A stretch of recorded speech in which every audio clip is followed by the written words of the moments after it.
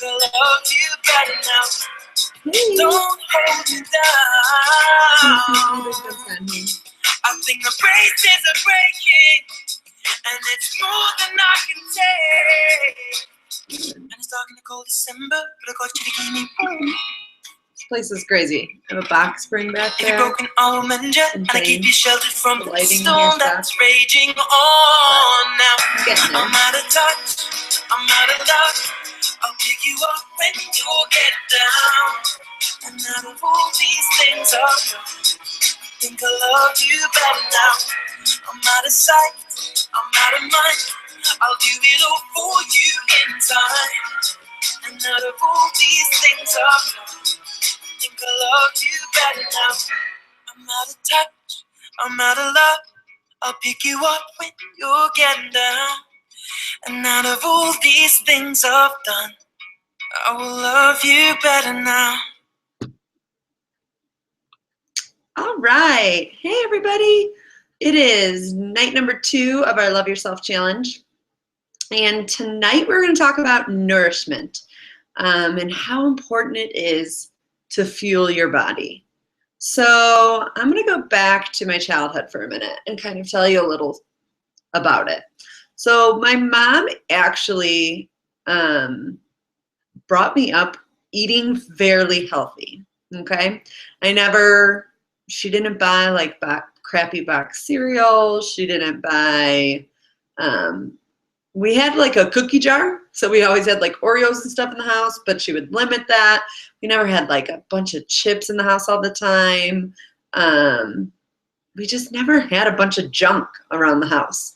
So I kind of grew up not having that stuff. But when I went to friends' houses, because I was never allowed to have it, like she never, I don't think ever bought anything like Ho-Hos or any of those like Little Debbie things, never. So when I would go to friends' houses, I would like binge on it, right? Because what you don't have, you want, and you binge on it because you never get to have it. So that was childhood. Then let's go away to college. So I never really had, I would say when I was growing up as a kid, my mom, has said that, I never battled with my weight really as a kid, although I do remember not ever feeling comfortable with my body, I would say. Even as a young kid, I hated wearing jeans. My mom's not sure why. She thinks because like they were too restrictive and I couldn't move a lot and I just did not like how they fit. Now, if you know me at all, I kind of have a big butt and I've always had a big butt. So growing up, even I remember as young as like 4th grade being called bubble butt. That's just it. So back then I hated it. So I wouldn't wear I would cover everything up. So I always remember like just being self-conscious about my body. I never was like a super small. I was never like a 0 or a 2 or whatever, which back then mattered, right? It doesn't matter anymore to me, but it did then. So let's fast forward to college. So I go away to college. Now I'm free. I can do whatever I want. You want to know what I ate? I ate ramen noodles like all the time. Ramen noodles, mac and cheese, cafeteria crappy food, Papa John's every night at 1 in the morning, 2 in the morning, whatever time we would get home. Either Papa John's, breadsticks and cheese sticks, or Jimmy John's with extra mayo. We would literally order Jimmy John's with extra mayonnaise. Now, they already put enough mayonnaise on it in the first place. So, I mean, come on. If I'm eating like that, you think I'm going to, and I'm not doing anything exercise-wise. I was a dancer growing up, so that was about the only exercise I got. I wasn't in sports, but I did dance at least once a week from when I was 3 till I was 18, till I went away to college, or 17, I guess. But when I went to college, maybe we'd go to the gym once in a while, but we ate like crap and didn't exercise. So here comes the freshman 15, right? Or it was probably more than that. So I never cared about what I ate. I got to a point that I did care, and I cared too much. And I didn't eat. And I would exercise for hours at the gym. So I went from one extreme to the other. I'm kind of an extremist in some ways. So fast forward, I've lost a ton of weight, and then I gained a ton of weight, and then I finally figured it all out. And that's what I want you guys to understand. Is even when I lost all my weight, so I lost about 60 pounds about 7 years ago, I think it is now, 6 years ago, I think. It's been off or gone. And I lost those 60 pounds on Weight Watchers. However, yes, I know Weight Watchers works for people, great, whatever. But I still was not putting the right food in my body. So I still wasn't feeling good. I didn't have the energy that I have nowadays. I was counting calories. I was counting fat. I was looking at nutrition labels back then. But now I was looking at nutrition labels for the calories and that. But now you want to know what I look at the nutrition labels for? What's in it?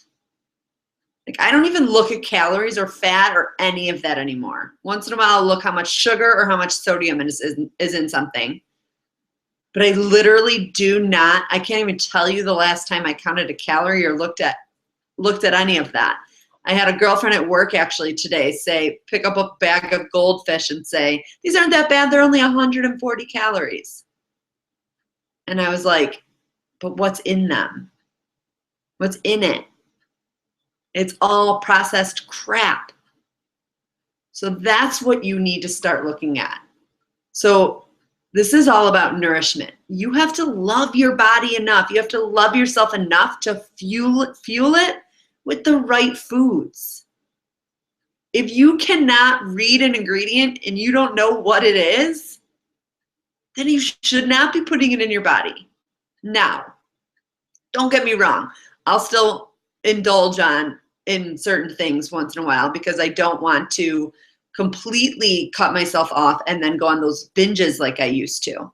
So once in a while I treat myself to something, and not every single thing I put in my body is 100% clean. However, I would say I'd say like an 80-20 rule. About 80% of the things that I put in my body are 100% clean foods. That means that it is not processed. It does not have any artificial anything in it.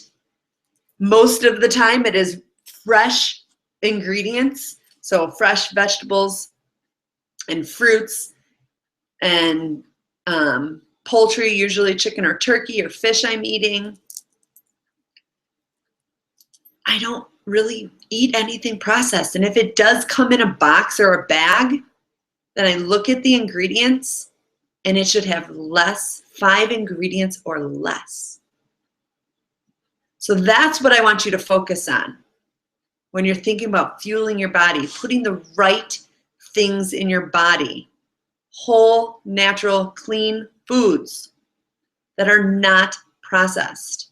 Unfortunately, we live in a world that is full of processed crap food. So I know it's not easy. I know it's tempting to put crap in your body. But if you make the little changes, like I swapped out sour cream, or now it's Greek yogurt for sour cream. It's literally like the same thing. It seriously tastes the same. That's one swap you can do. You can do whole almond butter or whole peanut butter, natural, where that's all it is the raw almonds ground up. No oils, no sugars, no nothing added to it. Swap that out for peanut butter. What else did I do an easy swap out of? Now I can't think, of course. Another thing that's really helped me is planning and prepping ahead of time. So like the same girlfriend that told me about the goldfish today, I think she's learning from me a little bit. She sent me a picture tonight that she made little baggies of the stuff that I told her freeze your spinach and your berries and stuff for your smoothies or for your shakes in the morning. So she's not doing Shakeology yet, but she will. But she's just making her own little protein shakes right now. I said, why don't you like separate them into bags so that in the morning it's really easy. You just pull out the bag and you throw it in and then it's good to go. So she did that. And then she also sent me back, I just made 7 servings of chicken and turkey. And I was like, oh my gosh, you're learning. I said, it's so smart to prep ahead of time. I said, I spend either Saturday or Sunday, a couple hours to prep my meals for the whole week because that helps. I'm planning to fuel my body properly for the entire week. And then I can't leave this out.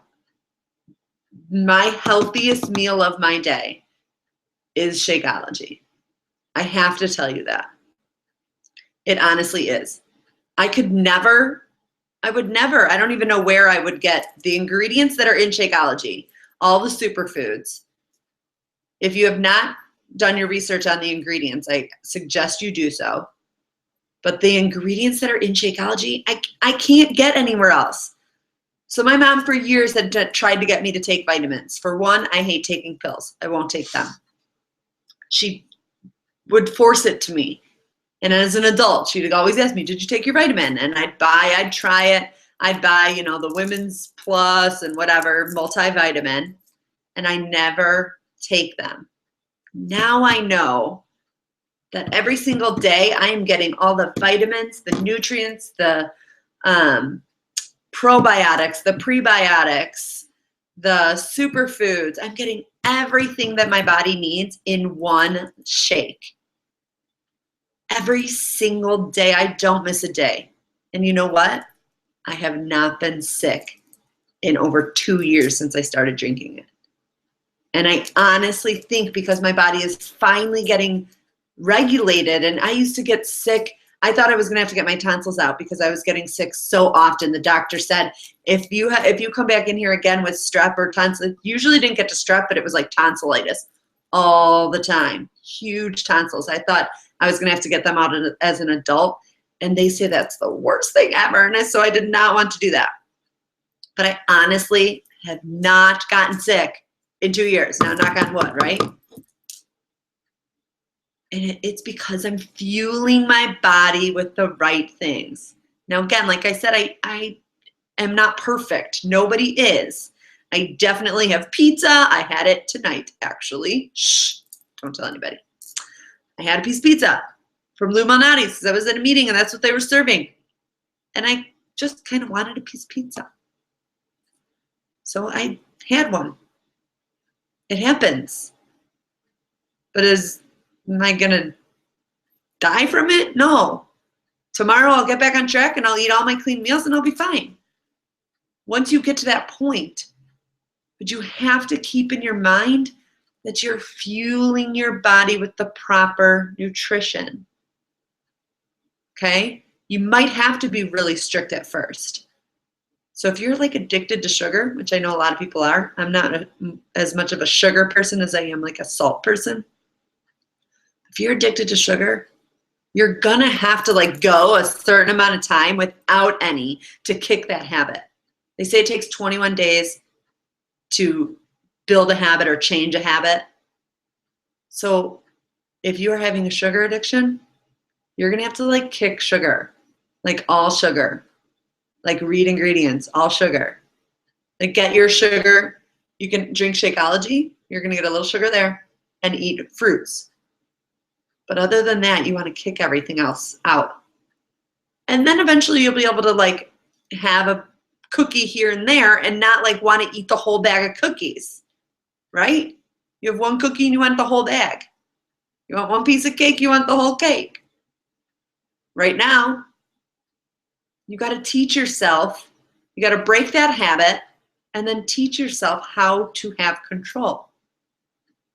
So basically, overlying thing here, and what I want you to challenge yourself is to start to look at the ingredients in your foods.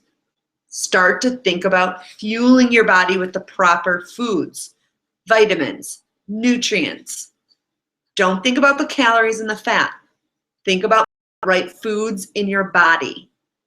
And the 21-day fix, which we'll talk about a little bit more later, that will help you. You don't have to count calories. You have to think about the right foods that you're putting in your body, and then you have to think about the containers that those foods fit in, and then how many of each of those you get every day. So you'll learn more about that later this week. But for the rest of this week, think about every single thing that goes in your mouth and think about, is this fueling me properly? Am I putting good, clean, whole, healthy foods in my body? I hope this helped, and I'll talk to you guys soon.